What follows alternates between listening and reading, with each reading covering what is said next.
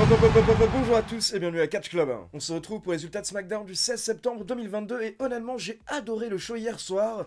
Malgré le fait que ça dure 2 heures, j'ai trouvé que c'est passé hyper rapidement parce qu'on a été divertis, en particulier par la Bloodline et Sami Zayn encore une fois.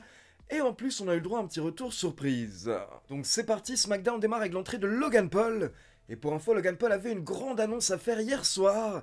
Et il faut que je vous raconte ce qui s'est passé ces derniers jours entre Logan Paul et Roman Reigns. Car pour info, la semaine dernière, Roman Reigns était invité au podcast de Logan Paul. Les choses se sont très bien passées entre Roman Reigns et Logan Paul. Mais derrière, Logan Paul a déclaré que si on lui donne un match face à Roman Reigns, il est persuadé qu'il peut le battre. Et forcément, Roman Reigns a vu passer les déclarations de Logan Paul et il n'a pas aimé. Donc il a demandé à son grand sage, à son wise man, Paul Heyman, de s'occuper de Logan Paul. Et Triple H est intervenu dans la conversation sur Twitter en disant « Écoutez les gars, j'ai une plateforme à la télé, donc rendez-vous vendredi soir si vous avez quelque chose à dire. » Et c'est pour ça que Logan Paul est présent à SmackDown.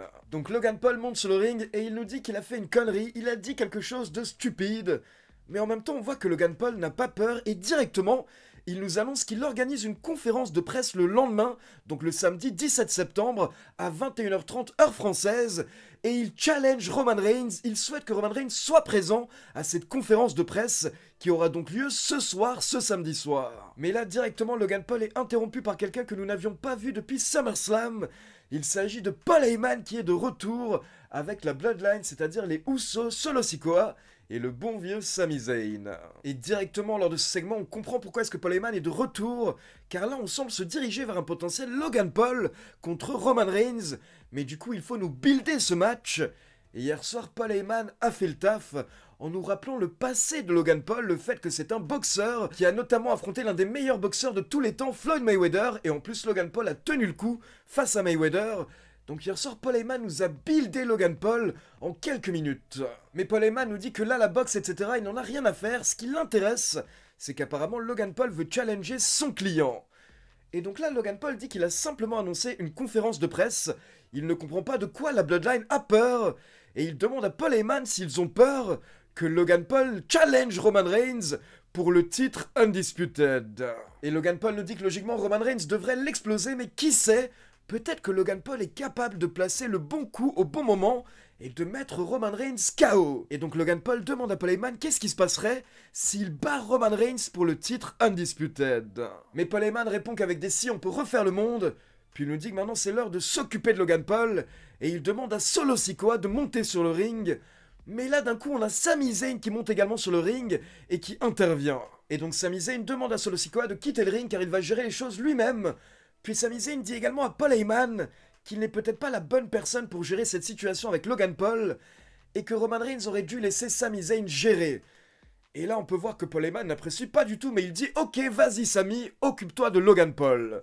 Donc là tout le monde quitte le ring à part Sami Zayn et Logan Paul. Sami Zayn tente de discuter avec Logan Paul mais là directement Logan Paul le met KO avec une patate. Et là on peut voir les membres de la Bloodline à l'extérieur du ring et ils n'ont pas apprécié. À part Jey Uso qui a un petit sourire de voir Sami Zayn par terre. Mais au final, la Bloodline monte sur le ring pour aider Sami Zayn. Donc Logan Paul s'en va. Et quand il quitte le ring, on a Ricochet qui fait son entrée. Et donc derrière, on enchaîne avec Ricochet accompagné par Logan Paul contre Sami Zayn accompagné par le reste de la Bloodline. Donc là, on a beaucoup de monde autour du ring. Forcément, il y avait des interventions. Mais le plus étonnant, c'est que Jey Uso est intervenu pendant le match alors que Sami Zayn allait gagner.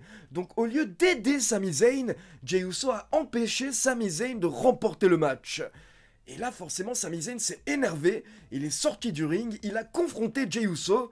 Donc Jimmy Uso est venu pour tenter de calmer les deux catcheurs, et là, Ricochet leur a sauté dessus. Et derrière, Ricochet a ramené Sami Zayn dans le ring, il a enchaîné avec un Shooting Star Press pour la victoire. Donc belle victoire de Ricochet hier soir.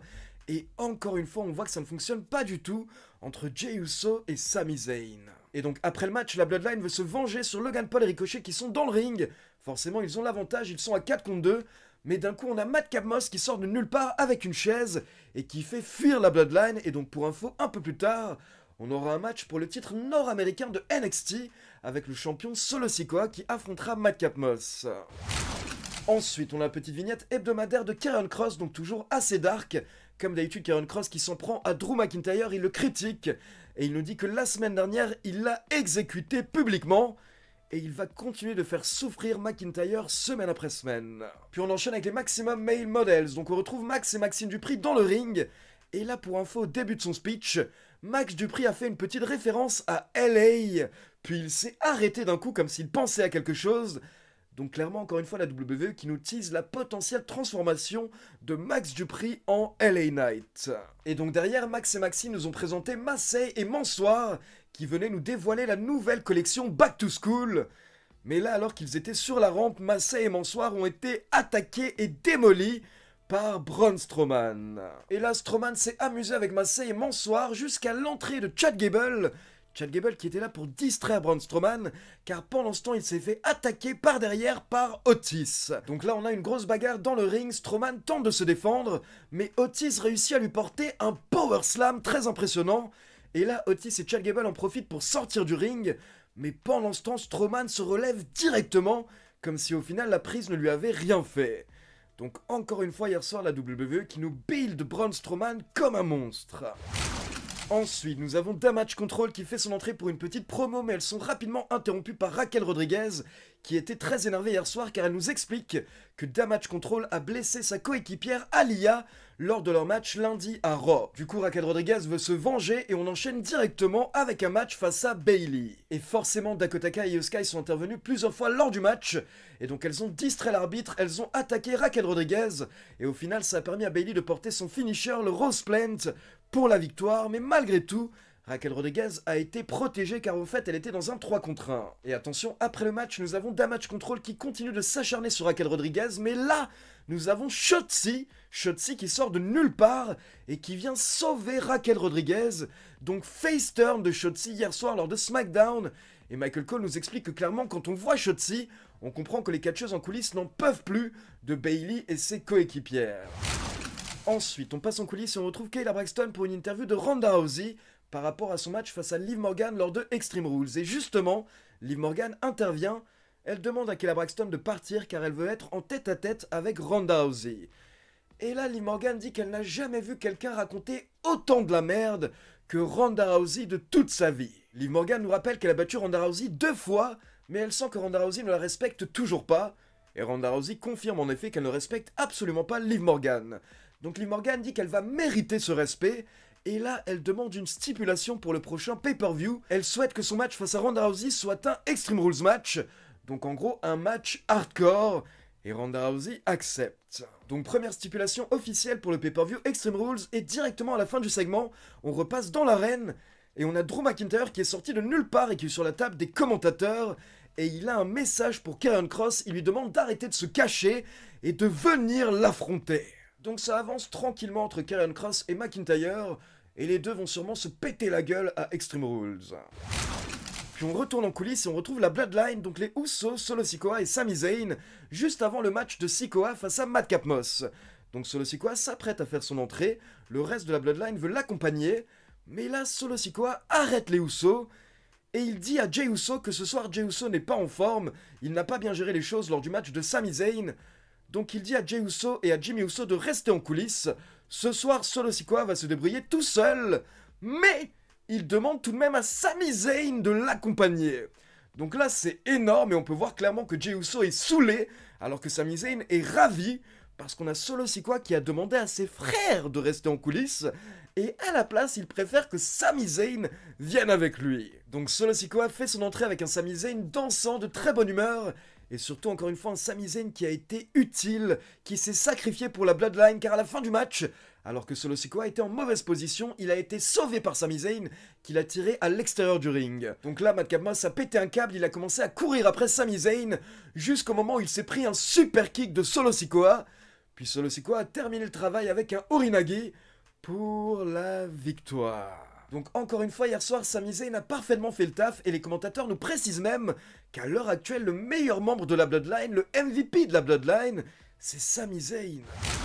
Puis juste avant de passer au main event, les commentateurs nous annoncent un énorme match pour la semaine prochaine, car on aura Otis contre Braun Strowman, et on aura également Roman Reigns, le chef tribal, qui sera de retour la semaine prochaine à SmackDown. Puis on enchaîne avec le main event, un match avec 4 équipes pour déterminer les nouveaux challengers au titre par équipe des Usos.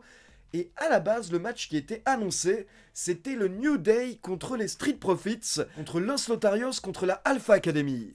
Mais hier soir, au début de SmackDown, la WWE nous a annoncé au final que le match est modifié. Et donc au final, on se retrouve avec le New Day contre Hydro, contre Ludwig Kaiser et Giovanni Vinci de Imperium, contre Ridge Holland et Butch des Brawling Brutes.